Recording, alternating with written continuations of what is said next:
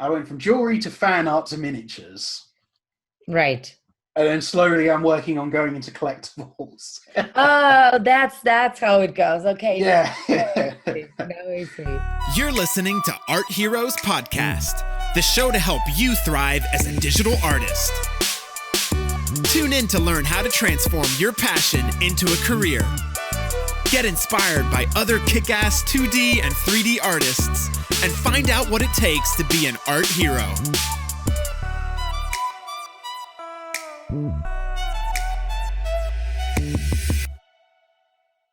Hello, guys. This is Maria JD. I'm your host at Art Heroes Podcast. Thank you so much for tuning in back again. And today I've got an exciting guest for you. It's Morgan Mori from Printed Obsession. Morgan is a 3D printing enthusiast, and he's tried so many different things within 3D printing business that I actually am really excited about talking to him, because I'm sure there are so many things where I can pick his brain. And yes, so let's just welcome Morgan and see what he's got to share. All right. All right, Morgan, we're now live. Thank you so much for coming on the show. Ta-da! You all right? How's it going? Yes, going well. Okay, guys, so we've got Morgan today from Printed Obsession. And yeah, pretty much today's episode, we're going to be talking about 3D printing and behind the scenes and what Printed Obsession actually is. So, Morgan, do you mind just like maybe introducing yourself and a little bit and your project a little bit? Yeah, sure. Hi, Printed Obsession, and for the last, oh God, I've lost count of how many years now, but I've been a kind of a advocate of 3D manufacturing for quite a while now. Started initially in jewelry design, and really kind of gravitated from that to doing like a bit of fan art as people started to buy, their own home printers. And then now with the way things are going in the 3D printed miniatures community, I'm doing a lot of that as well. So kind of got fingers in lots of different pies. That's true. That's true. Actually, I remember when I first met you, like virtually, you were really way more into jewelry than now. So for the record, I know Morgan from Art Hero Stylized course. And I'm gonna make sure we put in the show notes a link to the pictures of the character that you made. Oh yes, it's now printed. Oh my God, yes. Thanks for showing this. That looks so amazing, guys. There's this color 3D printed miniature. How tall is she? She's about 80 millimeters, 80 centimeters, 80 millimeters. 80 millimeters. Yes, that's more. That's That's closer to. just, Okay. Yes, exactly. So, all right. Like, Morgan, do you mind just maybe sharing a little bit how you started your whole obsession about like 3D printing, manufacturing, and where is this passion of yours? Like, where does it come from? Yeah, I mean, I suppose I first kind of discovered 3D printing when I graduated university. I graduated right in the middle of the financial downturn, so the kind of games Great companies that I timing. exactly, yeah, it was great. So all of the little games companies that I wanted to try and work for, all of the jobs that they were supposed to be giving out to like interns and all the rest of it were getting snapped up by people who have left smaller companies, have got 3 years experience, have got the games under their belts and all the rest of it. So there was almost nothing for graduates at the time. So I actually went with my parents to a jewelry trade show, which was basically it's called International Jewelry London. And kind of went around there, not, seeing a lot of shiny jewelry. You seriously need to wear shades if you ever have to go there. And eventually we found this manufacturer who was doing 3D printing, and I was fascinated by this. Never come across the technology before. And after a kind of conversation with them and then coming back home, I actually found out that all of the 3D design work that I had done previously on my course, I could then apply to 3D design for 3D printing. And yeah, I didn't look back from there. That was it. Wow. I was gone from that point. So what was the learning curve from just like hearing about the technology and actually like making your first money with 3D printed jewelry? Who are your first clients and how did this whole thing started? Because like that whole thing to me already seems like you know, big. Yeah, I mean, I was quite lucky in that my parents were actually jewelers anyway.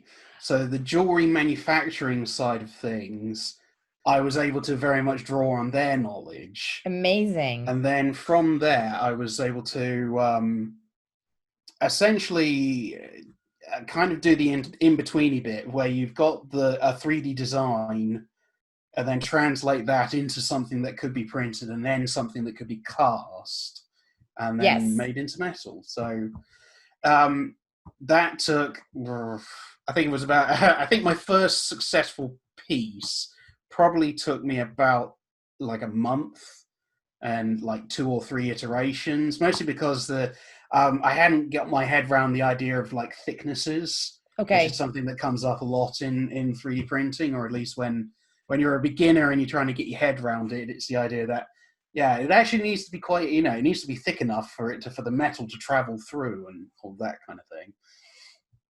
Wow. Okay. And so what were your first jewelry pieces? Was it like rings or pendants or like, and what was the style? Like, do you think you even had one? Yeah, so I mean, my very first successful piece was a pendant that my dad did half the work on. So it was a fairy, kind of like an Art Nouveau style fairy, and I did like the fairy's body, and then him in with traditional methods made the wings with like I think it's called a plique, transparent enamel in it, and then she was reaching out towards I think it was an emerald. So it was a very Wow. nice piece, really fantastic piece by the end of it, and yeah, I kind of came off from there. And then, really from there, about a year later, I actually went to IJL to actually exhibit. Wow. That's a And nice circular composition here. yeah, I love exactly. And this. yeah, and from there, I kind of made lots of contacts within the jewelry trade because the jewelry trade, very traditionalist. They didn't know much about 3D printing or just 3D graphics in general. So I kind of helped drag a lot of companies into the future. In that I now quite a lot of the time people will send me designs that can't be done by hand, and then I make them into jewelry. I Nice. send them something that can be physically produced. Nice. So, like I actually quite like this insight. I think that's what many artists don't know, where else you can kind of apply your knowledge. So, what do you see as kind of um, the major point where you add value as an artist? Do you frequently do work for other jewelers? Do you like collaborate with your family business, or do you just create stuff and then sell it on the market? I mean, marketplaces. What is Pretty it like much for all. jewelries? For jewelry? Yeah, I mean, for the jewelry side of thing, it's pretty much all three. Oh, Um, so I will, I take commissions for design work. mm-hmm, I have my own pieces that I sell, mm-hmm. um, and really, and I do. My parents have a nice little stash of my designs that they sell as well. And occasionally I'll say, if I've got a really interesting piece, I'll send it back to them for manufacturing. But yeah, it was really a lot of my interesting work actually does come from the trade, as in other people's design work. Usually very young designers who haven't quite um, who haven't quite got the skill set necessary to actually make their designs. It's all well and good drawing something, but being able to translate a drawn design into something that's wearable and able to be produced is a whole different skill set. And that's kind of where, if you're good at even character design work, there's quite a good market there, because there's only like a handful of technical pieces of information that you need to know to be able to take a 2D design to a 3D design that can then be made. Right. Yes, I see. So where did you go for all these learnings? Because it seems like, there's, from what you're saying, and also just, from imagining that, there is still a gap that you need to bridge. So I mean, like a lot trial of and it, error? yeah, a lot of it is trial and error. I mean, there is a caster who his name's Apollonius Newton Boone, but we call him Apple, from a company called Hedon Studio. And I mean, this guy is, he's a master caster. His casting house actually cast the Damien Hirst skull. And I've worked with him in the past on, normally when I've got a really complex piece of work, I'll ask him for advice specifically on casting, because once you kind of get a relationship with a casting house, you can kind of learn what they need specifically to make it metal. If that makes sense. Yeah, right. So, I see. yeah, so normally 9 times out of 10, if you have a piece you have to make, try and find the guy who's actually going to do the work and have a conversation with them, because it's easy for you to make the amendments because you're only on computer, whereas they actually have to work with the physical piece, Yeah, I see. So help me understand this a little bit better. Like when you sell the pieces that you produce, so like as an artist, like, do you sell mostly physical pieces or an actual designs that can be then 3D printed when it comes to jewelry? Okay, so when it comes to jewelry, it's mostly the physical pieces. I mean, like, at the moment, I'm kind of working with Shapeway a lot, because they've basically automated pretty much the whole production cycle, in that, I've got an Etsy shop, people order on that, it automatically goes through to Shapeway produce it and sends it straight out to them. Amazing. I have to do very little. All I have to do is you just have to upload it and set it up correctly, which can be a bit of a headache. But other than that, it's almost, the process is almost so automated that you can actually just leave it alone once it's set up. You just have to advertise it.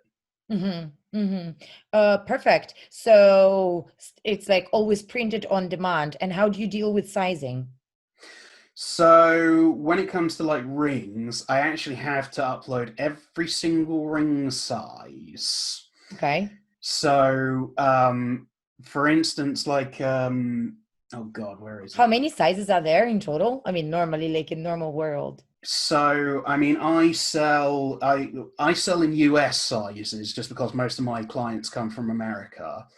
And I do US size 5 to like US size 13, but it's not 5 to 13. It's actually 5, 5 1/4, 5 1/2, 5 3/4, 6, yada yada yada yada, going all the way down to going all the way down to size 13. And then, if you will then want to have different materials, you then have to have all of the sizes and all of the materials it's available in. So I think the last one of those I set up, there was 163 individual data entries on, size this, cast this, link to this. Okay, I see. Hard work. Yeah, bit monotonous, but it's worth doing, because like I say, once it's set up once, that's all you have to do. Yeah, exactly. Yeah, that's on the of the good side. That's kind of it. All right, perfect. So, and then like how many designs would you, like if somebody wants to set up something like this for their for their stuff, how many designs would you recommend starting with? Because does it even make sense starting a shop with one piece? Yeah, I mean, generally speaking, somewhere between 5 to maybe 7, or Hmm. you can start with 5 and then have at least 2 ready to go that you can release a few months, a month later, just so you can start that kind of, hey, we've got something new in store, Yep. come take a look Yep. Yep. kind of Yep. thing.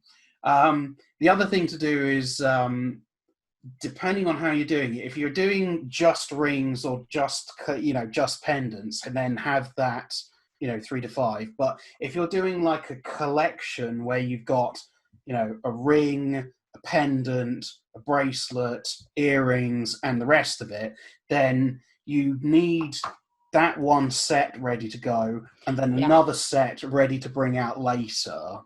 Right.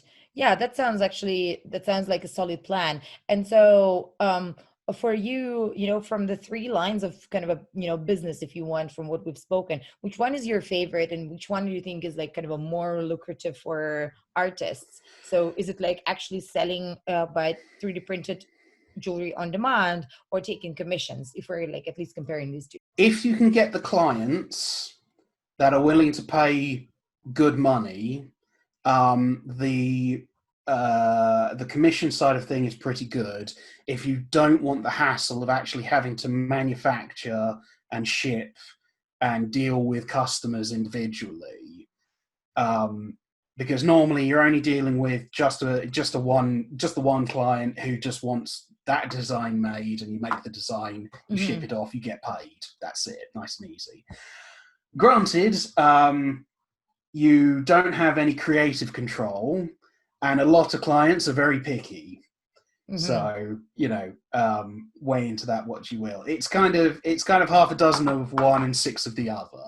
It just Yeah. depends on if you're happier selling your own product, and you've kind of got the gift of sale, the gift of gab to be able to sell it, then stick with the sales stuff. But if you're all right dealing with clients and you just want to make something, ship it off and get paid, then go for the commission work.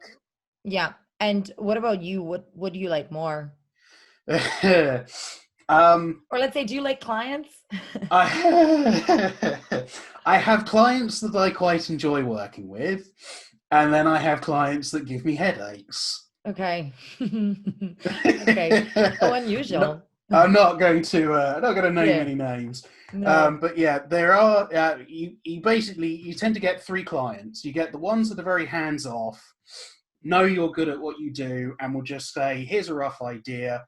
Go nuts, have fun." They're the best clients.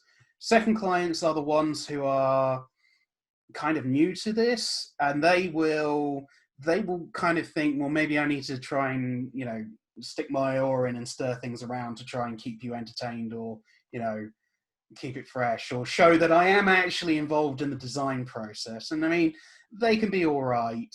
And then you get the ones that are like trying to micromanage everything. Okay. Um, and they're the ones that are quite difficult to work with, especially when, how can I put this? Especially when they give you a diagram that's wrong. Oh, So okay. one thing you get quite a lot is someone will send you a technical diagram with sizes on, and there'll be something very basic like, they've measured something out, individual layers for something, and then on the other side they've given you an overall measurement, and the two don't add up. Oh, okay. So I've had to Yeah. go, that's kind of the very first thing you have to do, is like look at it and go, does the math actually add up? 9 times out of 10, it's usually all right, but occasionally you just have to go to the client. This is wrong, right? Yeah. This is wrong, Oh, okay. and this is wrong. Please go So, back and get it right, and then come back to me. so yeah, of course, like, no, I get it. Of course, like it's sometimes easier to get like to get paid by one person, as opposed to like here and there for like one small sale or another. But yeah, obviously it comes with downsides.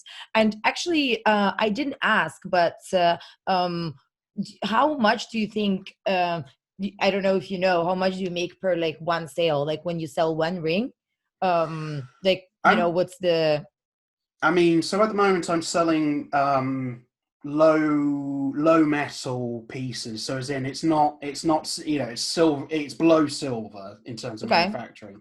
Um, and I mean, I make 20 to 30 pounds per design, Okay. but I'm selling quite a few of them because they're quite cheap. If that makes Yeah, sense. yeah, yeah. No, definitely. Of course. Whereas I could also sell, higher grade ones like silver and gold, but you'll only ever sell ones and twos of those. So, Yep. it's kind of, especially because the whole process is automated. I don't have to do much with it. And then if you get someone who comes along and goes, "Hey, can I have an 18 karat gold one?" You can say, "Yes." Sure. I gotta go get that sorted though, because pricing those can be a little bit more tricky because a couple of grams either way in terms of weight can offset your Cost of production printing. costs. Yeah. Yeah, your production costs quite a lot. Okay. So actually, since you're in the jewelry making family, I was always curious, what is the cost of producing a 3D printed design versus a cost of, actual traditionally manufactured jewelry? Do you think you can compare this? So for how can I put this? For simple stuff, it's much easier to go to a bench jeweler and get them to do it. And when I Okay. say simple stuff, I mean like flat panel or So like, like this simple stuff. yes, basically like that. That is, that's drawn wire, bend it around a Okay. shank, hammer it, solder it, hammer it, polish it, job done. Go to someone, I quite often I get people come through to me and I go, yeah, you're going to save yourself money if you just go and take that to a traditional bench jeweler, get them to do it. But if it's something sculptural, if it's something like that, Oh, yes. you know, Okay, the camera just then focused now. It's a pendant, right? yeah, it's pendant. It's beautiful. Yeah, It's like a skull with yeah. skull with tentacles. Yes, Yeah, yeah, that's what I thought. Okay. I'm not wrong. Cthulhu rides. Yes.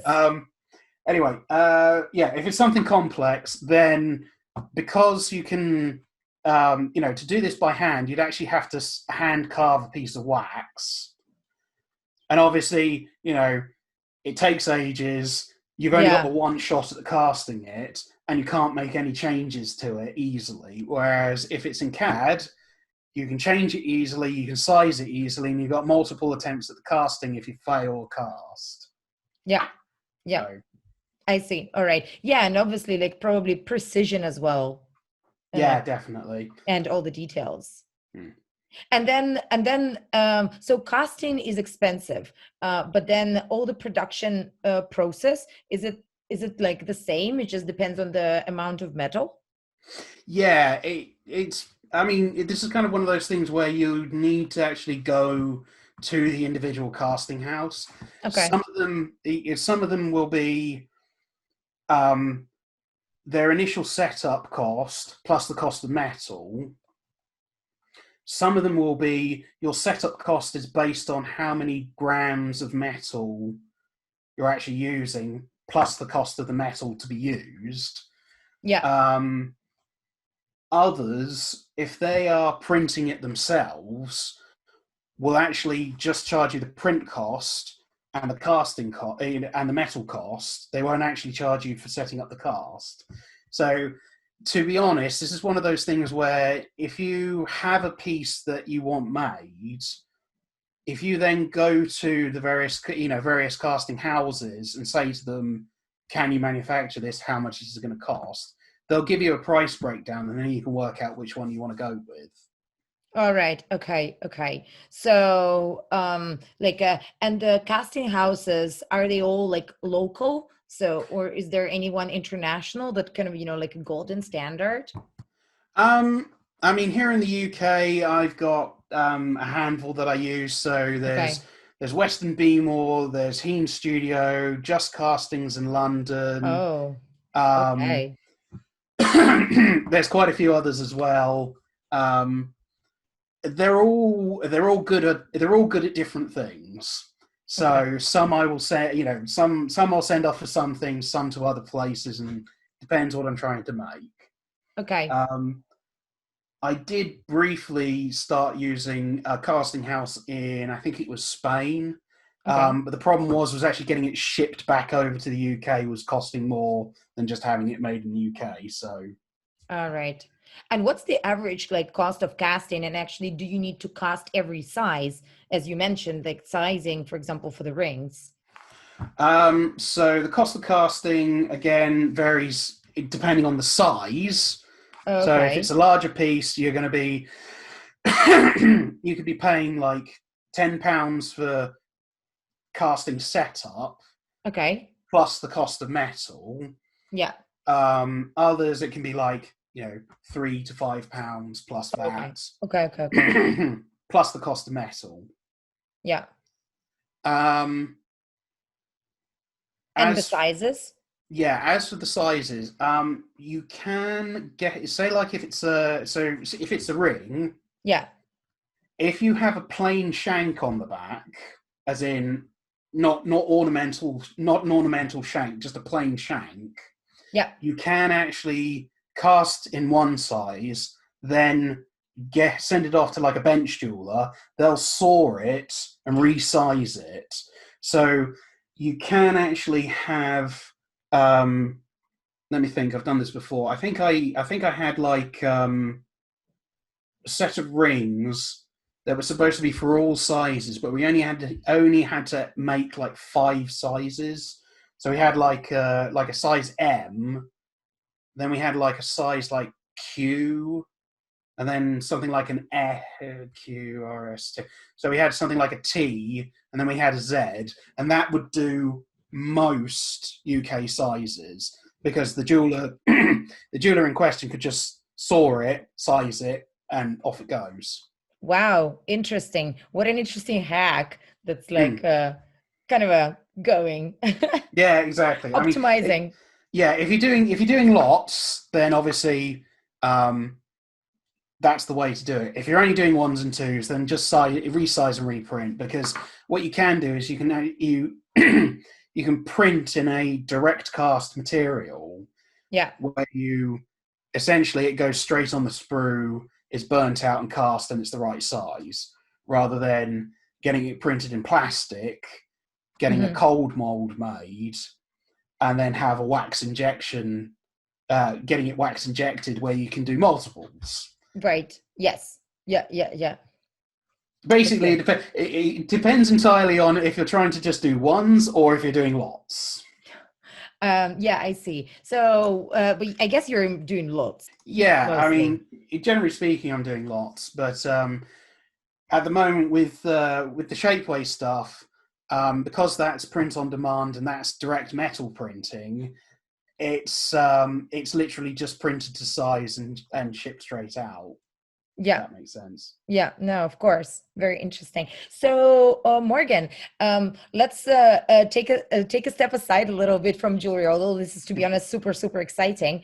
Just like really got stuck there. I really wanted to also ask you about your like, I don't know if it's like really recent, but the experimentation with collectibles and miniatures and how do you feel about that, and what's the major difference with the jewelry? Well, of course they costing, I guess, right? But besides that, in terms of kind of pushing it as an opportunity and making living with this and just like community of people that um you know that are Yeah. interested in this, what is it like? So yeah, it's an interesting market at the moment. How can I put this? The miniatures market side of things at the moment is big and getting bigger. Um, Especially as now a lot of people have got 3D printers themselves. They're printing, you know, their D&D characters. They're printing their own, D&D characters, yes. all they're printing like fan art stuff and all the rest of it. So there's still good market out there. The only thing is, though, there are a lot of ZBrush artists and designers out there doing this. So there is a lot of competition at the moment. So I mean, if you're going to try and get into it now, do it sooner rather than later, and try and be different, because if you're relying on just like the basic stuff, you're gonna have a hard time standing out, is my advice. Okay. So what is the way to stand out, and how are you doing this? I mean, in my case, I kind of already had an audience from my fan art stuff. So I basically, what's the term? Is it funneled? I basically funneled all the people who like my fan art stuff to my Patreon stuff and my miniatures Okay. stuff. And I mean, a lot of, I mean, some of what I get quite good kudos for is that I do a lot of female characters, but I do female characters in proper armor and stuff like that, Okay. rather than just bikini armor, which a Yes. lot of All other right. people do. So Yeah, I see. a little So bit you better. had your fan art pages from before. Yes. So basically, what happened was I went from jewelry to fan art to miniatures, Right. and then slowly I'm working on going into collectibles. Oh, that's how it goes. Okay. Yeah. Now I see. Now I see. All Yeah, right. it's kind of like at the moment I'm trying to get into the people who don't necessarily have 3D printers but want to get access to that kind of artwork. So it's finding manufacturers who will print these pieces and ship them out to people, because that's a much larger market. I mean, the hobbyist 3D printing market is great, but it's not the biggest. The biggest market out there will be people who don't have 3D printers who just want the miniatures, Right. kind of thing. Okay. So in your community of let's say of the 3D printing fans, do you see that so the majority would own 3D printers to be able to print your designs? Yeah, Or the most majority people. would want the designs actually already printed? How is it like? What is the split now? I mean, it's early days yet in terms of people who Okay. just want the designs, if that makes sense. Yes. At least in my case, because I've kind of come through the 3D printing community to now kind of break out into the collectibles community. So for me, it's early days yet. Most of my fans are people who've got their own 3D printers and are printing their own stuff. Right. I see. And so, but you also print your own stuff. I know you've got a 3D printer or even a few at home. Yeah, A I'm lot. just looking over my The collection of 3D printers. yeah, exactly. I've had quite a few over the years. Which one's And your favorite? oh, I've got to be honest here. I think my favorite is the old CR10 3D printer. If only because I was able to. I got such a kick out of printing the much larger models, the fan art models that I'd made, and much larger of my own pieces. I mean, they are. Oh, here we go. You know, they're kind of Oh crude my in God, something comparison to big is the. coming. Oh Yeah, wow, that's a pretty impressive, like, yeah. And again, like what's the size? Can you compare it with your hand? I mean, Oh, that's a 30 oh, centimeter ruler. So all I mean, right. she's about 20. I don't. She's about 22 centimeters tall. Yeah, wow. You know, Right. it's a lovely piece. It is pretty lovely. Yes, indeed. So, do you print like for you, what's the whole thing about having a 3D printer? It's just about like testing your models or what's Partly, the but use case for you? it's also about just actually. How can I put this? I sculpt for myself. Yeah. You know, I sculpt for my own enjoyment. And if other people like my work at the same time, so much the better. That's kind of quite a good design philosophy to have. If you sculpt for yourself rather than thinking, oh, what's going to be popular, what's going to be good, eventually if you sculpt enough and kind of make enough of a racket, people will find you eventually. You might need to do a little fan art to kind of get those likes and clicks and people coming through, but eventually your own stuff will take off. Right. I love this philosophy, huh? Definitely. Definitely. So you make your stuff available for purchase as well. Yeah. Okay. So a lot of my my STLs, as in the digital stuff, is available on a website called My Mini Factory, Okay. who specifically sell digital models for 3D printing. Yeah. And that's where a lot of people who aren't buying from my Patreon will buy my models, because they can just go, right, I want like that one and that one and that one, rather than going, I'm going to get all of these for that month. Yeah, I see that. All right. So basically your community, coming back to your communities and My Mini Factory on Patreon. Some people are on Instagram, I'm sure. Yep. Somewhere else? I'm sure I'm missing I've got a little, I've got a small community group on Facebook, and most of it's kind of a reputation I've built up from the fan art stuff, if that makes sense. Because one thing I found, at least for people who are starting out, is that some people will be a little cagey buying from someone who's just starting out, because you're not sure if they know enough about 3D printing to get stuff right. So one thing I will say is, if you're starting out, try to make sure that you are showing the models printed, not just renders, because if you show it printed, then someone buying will know it can be printed. Right. That's a good tip, huh? So, and then what is your typical advice about actually building the community around yourself as an artist? So since you have this many platforms, do you think that's an ideal case scenario for you, and just growing all these platforms? Or you would normally recommend sticking to one and actually putting all the effort there? What's your take? My take is have multiple, because if you put multiple nets into the water, you're going to catch more fish.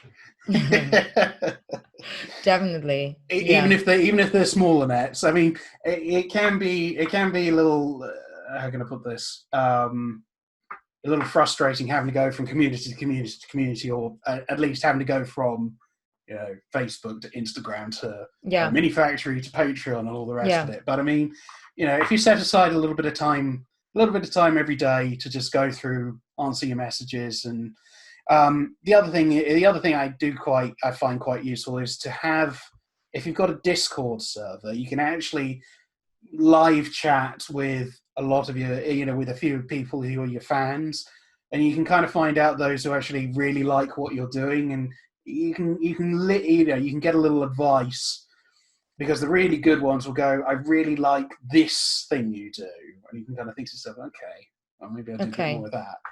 Right. Yeah. Yeah, I love that. So, do you frequently actually ask your fans about their preferences?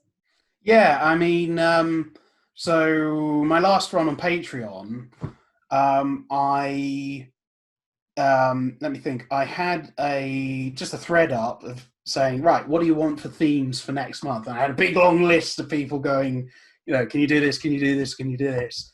And I just kind of picked like the 3 that I found the most interesting, and now those are up for people to vote on.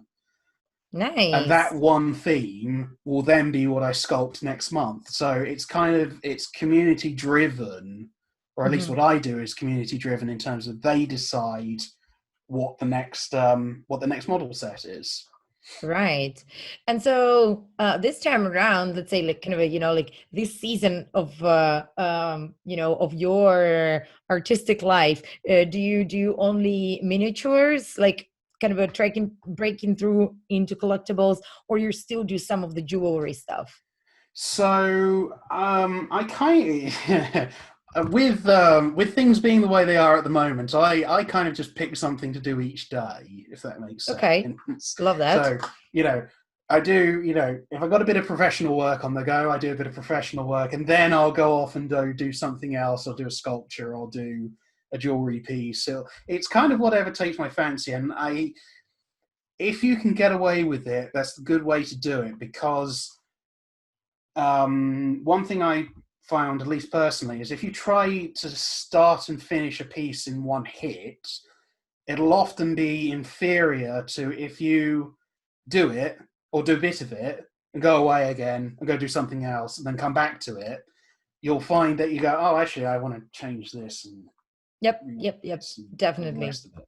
Yeah. Well, from what I see, you're never bored. That's for sure. Always entertained. Always entertained.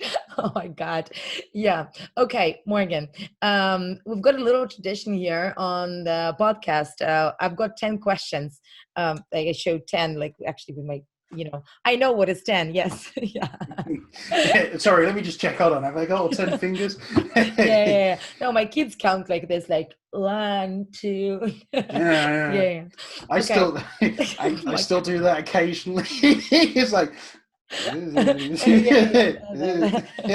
Okay, I've got 10 questions and you're supposed to answer with like just a few words.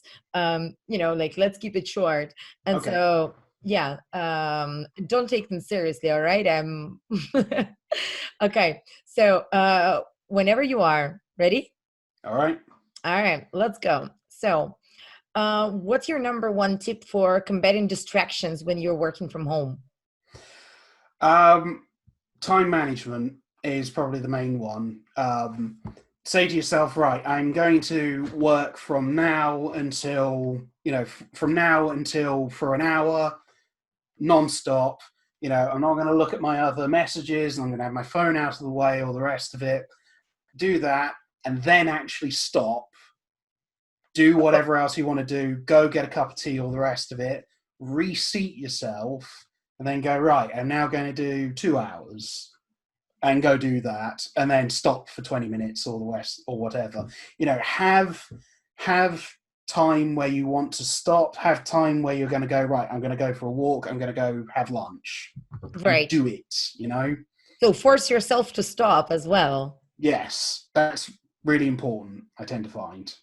Right. Okay, so what's your favorite holiday or tradition?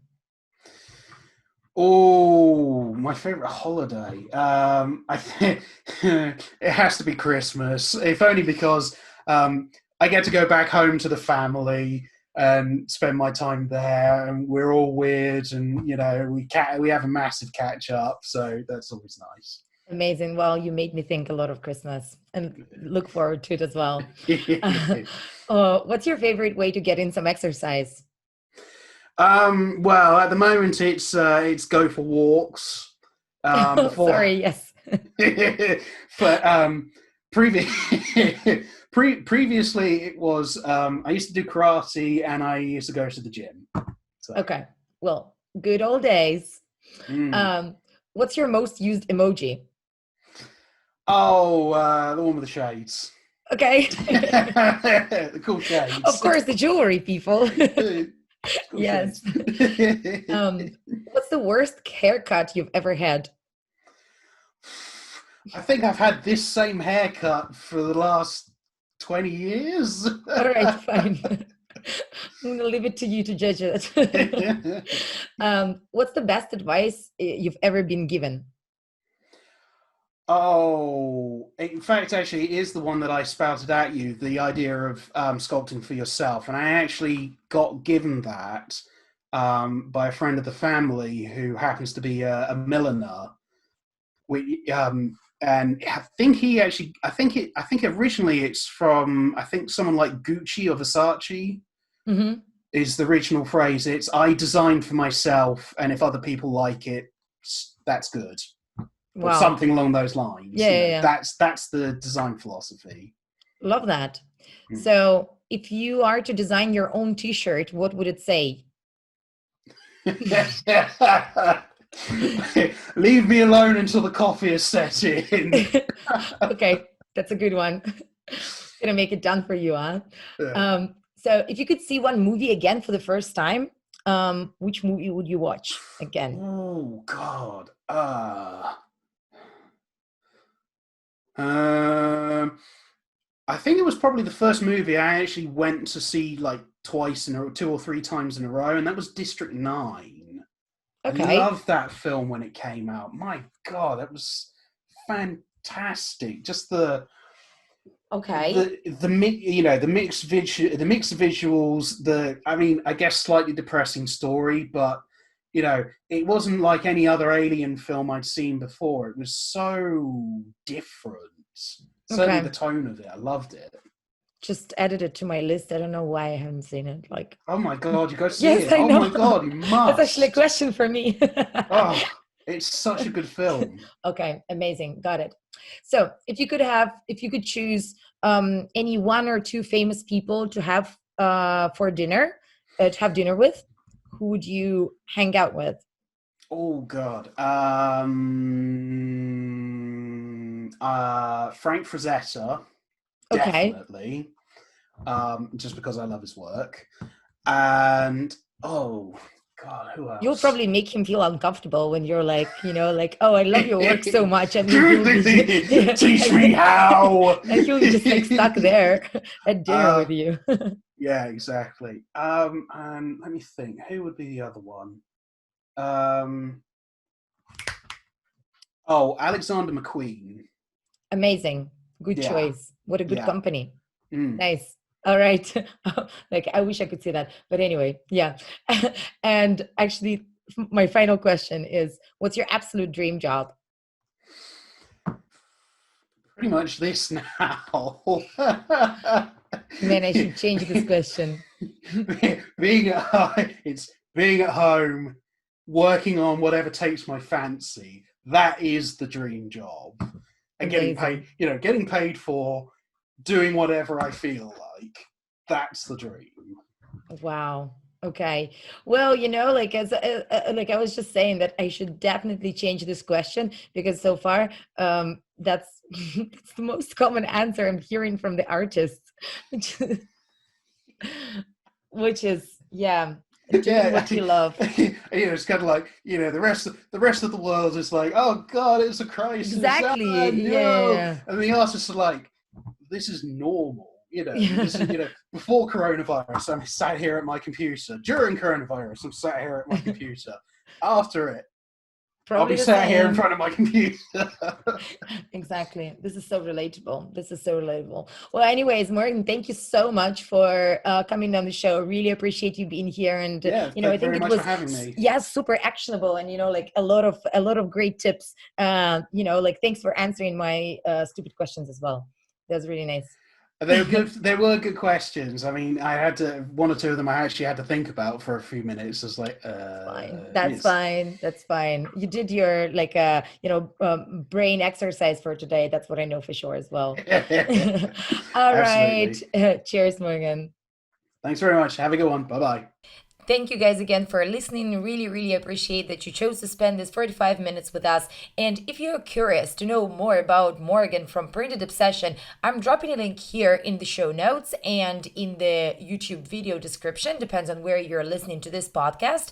And you can find out more about the printed models and actually download some of those, because there is a whole bunch of them for free. Also, as a reminder, this week our 3D printing course is again available for enrollments, and there is a special discount for all the podcast listeners with a coupon code podcast20 that gives you a 20% off to our 3D printing course for artists. Thank you guys again for listening, and see you next week. Thanks for listening to Art Heroes Podcast. Check out www.artheroes.co for show notes, more interviews, and free tools made for you by our team of mentors. Tune in next week for more inspiration, and keep up the great work, hero.